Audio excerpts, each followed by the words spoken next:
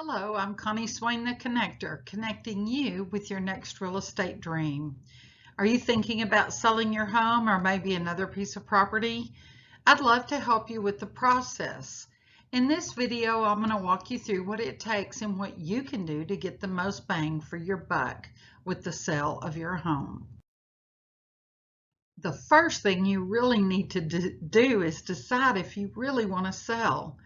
If you're in a situation where you've already decided, or if it's a secondary property you own, say an investment property, or maybe you're finally letting go of the family home or some vacation property, that decision is much easier. However, I often talk with people who want to sell their home for a variety of reasons. Then when they find out what's really involved, not only with the sale, but also having to purchase or possibly rent another home, it's so daunting they often decide to stay put and just fix their place up. If you're uncertain and you think you want to list your property just to see what happens, you may be disappointed or even have a buyer wanting the property, and before you know it, it's too late and you have to sell. While you're thinking about it, keep in mind there are three things that affect the sale of your home: the location, the price, and the condition. Now, you can't do anything about the location, but you can the price, so you have to be realistic. And you can manage the condition. If you've taken good care of your home over time, then that shouldn't be a big issue. The next thing to do is call a licensed realtor. There are a lot of people who say they can help, but they're not licensed by the state of Texas, and it can be very problematic.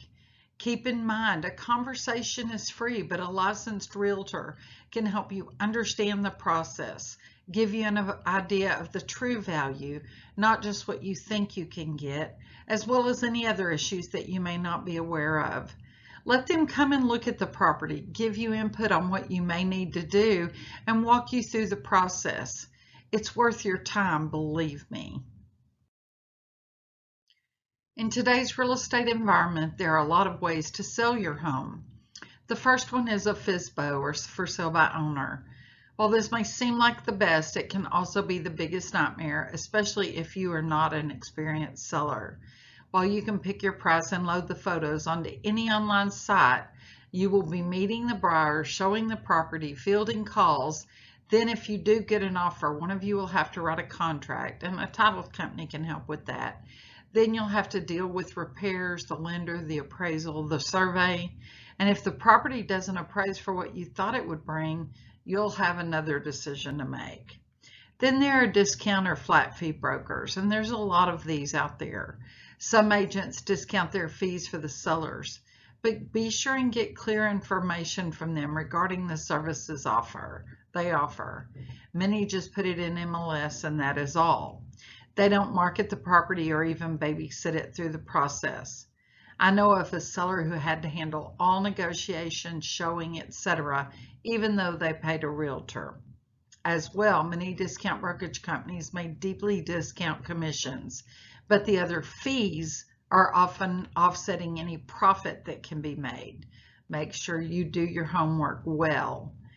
There are also companies that will buy your home outright, saying they will save you realtors' fees. However, do your homework again there. They have to make money somewhere, so they often offer you a lower price, then market, and again, you will have fees associated with it. Finally, my favorite, because this is what I am, a full-service realtor. While they may not discount their commission, they will not only input everything in MLS, but the good ones will get professional photos, market the property, promote the property on social media, share with other realtors, and even share it on social media sales sites. They will qualify buyers, walk you through what an inspector will look at, and a buyer will get an inspection. They will help you know how to stage or prepare your home for sale. They'll coordinate showings, negotiate the contract on your behalf, deal with lenders, help with surveyors, coordinate with title companies, and walk you through everything to ensure the transaction goes as smoothly as possible. Finally, a full-service realtor can give you a good perspective of the market. They can help you understand when it's up, down, or sideways. Ready, set, go. Start cleaning. Doing a deep clean is a must. A dirty and unkempt home will turn buyers off. Wash the baseboards, the curtains, the windowsills, make it spick and span. Make sure to clean ceiling fans, air vents, windows, everything. While you're cleaning, keep in mind, smells are a big thing. If you have indoor pets, keep their bedding and all of their area as clean as possible. Smells will turn buyers off very quickly. Make sure that you can secure your pet during showings because this is a big problem for buyers. Not everyone likes pets in the home. Keep the house smelling fresh and know that you'll have to pick up your home and make sure it smells good every morning. If you cook a heavy meal the night before, get rid of the grease and get rid of the smell. That is an absolute must. Sell stuff. If you have a lot of unwanted clutter, get rid of it. Either throw it away, give it away, or sell it. Find a storage unit if you need to. Then go ahead and start packing. Pack what you don't need, then it will be easier to make the home look staged and clean. Clutter all of the piles. Piles of things you need to attend to are distracting. Go ahead and get rid of it. If you have a collection of something, pull one or two pieces to leave out, but pack the rest. Or it's actually best if you just go ahead and pack it all. Clean surfaces really do make a home easier to sell. If you have lived in your home for any amount of time, you will need to make some repairs. Depending on the price point, age, and condition of your home, it may be worth it to get an inspection done. This would then give you a laundry list of what needs to be fixed. Then you can make those repairs before you list the property and you won't have any surprises. Finding out you may need a new roof will give you an opportunity to contact your insurance company as well. And making sure everything is up to snuff with code prevents any issues during the sale of your home. However, if you don't want to get an inspection, your agent may be able to give you an idea of what to take care of. Having your home in the best possible condition can help you get the most out of your property. But do not do a DIY on anything you are not licensed to do. Just because you can do electrical or plumbing, an inspector may call out your work and you will have to hire someone anyway. I recently sold a home and the inspector noted that the hot water and cold water lines on the hot water heater were backwards. Sure enough, the seller had installed it himself, so the sellers during the inspection period had to hire a plumber not only to fix it, but to inspect it to make sure it was all done properly. So don't take the risk. While the inside of your home may be perfect, don't forget the outside. You never have a second chance to make a first impression. So make sure the outside looks as good as the inside. Check the gutters, the dirt around the foundation, any rotten wood or screens. Look at the doors to make sure they're clean or even give them a fresh coat of paint. Get the clutter off the porch and all of your little yard art cleaned up as well. Make sure house numbers are easily visible. All porches and walkways need to be clean and clear, and outside lighting should all be working. Then step back and look at the front of your home as if it were the first time to see it. Imagine what a buyer would think. Many people have their homes staged by a professional. However, just getting rid of extra stuff, packing away extra knickknacks, and better organizing the space to provide flow can make a huge difference. If you have a room painted a bright color or even many colors, you probably want to go ahead and paint it a calming or neutral color. Remove photos and decor items, leaving only one or two in a space. You want the buyers to see themselves in a space, not how you live in it. In my area, we have a lot of rural properties, so don't forget the outside areas, barns, outbuildings, well and septics. Buyers will want to look at as many things as possible.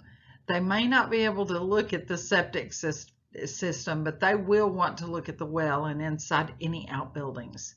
If you have free-range animals, just make sure and warn the buyers before they come out. Tell your realtor they will put it in the showing instructions. If you have any old barns that may be unsafe, you probably want to go ahead and tear them down to ensure no one gets hurt. Often buyers do drive-bys before they come and look at a property. Ensure there's no debris around the property so it looks good, and that'll make them want to come back and take a second look. Just get everything cleaned up and hauled off. Now you're ready to list your home. Your realtor will walk you through what they will do and provide for the listing. However, there is always a pricing strategy.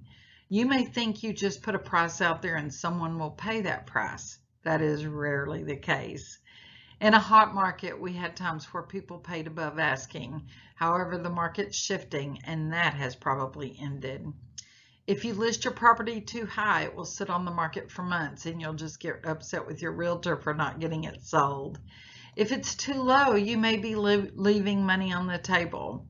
You have to find that sweet spot and your realtor can help you with that. So listen to them. They are the expert. When your home is put on the market, people will start calling to look at your home. If you've used a licensed realtor, they will field the calls and let you know when the buyers want to come. Then they'll follow up afterwards to get feedback. The feedback is very important, so don't discount it if you don't like what you hear. Keep in mind then, they will often only give you 1 hour's notice of wanting to see the property. So make sure it's in perfect shape at the beginning of every day and then you don't have to worry about it. Also, unless you're ill or there's another emergency, you need to approve the showings. Often buyers are asking to see it at their convenience, not yours. So trying to get them to show it when it's convenient for you may hinder the sale. Also, when there's a showing, make sure all the pets are secure and you must leave the property. It's very uncomfortable for buyers to have sellers lurking about.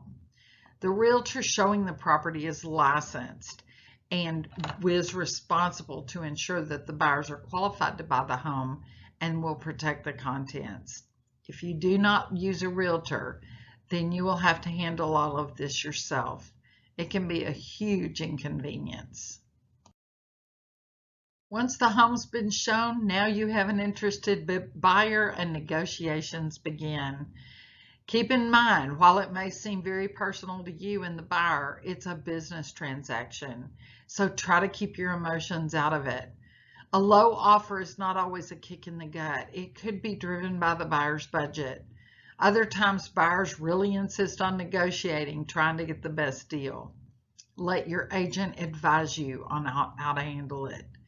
A good offer is one where they're close or at the asking price, with each of you paying the normal closing costs.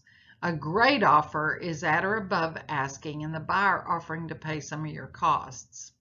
A solid offer is a good offer where the buyer is a strong buyer, qualified, and putting down a large down payment and a loan that will not require you to do many repairs. As your agent walks you through that, they will explain all of this. It's up to you as to which one to take, but at the end of the day, if your goal is to get the property sold, you will need to take the best offer you get at the time. So finally, you get an acceptable contract and you can start packing. Hopefully you found your next place and you can plan accordingly, but do not put off packing. You have to be out of your home for the most part by the closing date, which is usually only 30 days away. Unless other arrangements have been made, most buyers do not want to give the sellers extended time to leave. So get packing. The buyers will get an inspection and your agent will work with you on any repair requests. Then the lender and the title company take over. They will handle everything from that point, and the only concern is your appraisal, and your agent will walk you through all of those issues. As you get near to closing date, the agent will let you know what your proceeds will be and coordinate closing. Make sure to gather all of the important information and items the buyer will need. Any documents, contact numbers, codes, keys, openers, closers, etc. Then contact the utility companies and your insurance company and give them a date that you will be leaving a day or two after closing. This will give the buyers time to get their utilities in their name. Often they have to take closing documents to the utility companies before they can get the utilities actually put in their name. Now, congratulations on the sale of your home. It's been a long process, but you've got it sold. Move on. If the negotiations were tough and you feel like they got to you, move on. If you got a great deal but now you regret selling, move on. You have a new life waiting, and just keep all of these things in mind for the next time you sell. Just move on. Thank you for taking time to watch this video. I'm Connie the Connector, connecting you with your next real estate dream. Call me anytime you are ready to sell your home.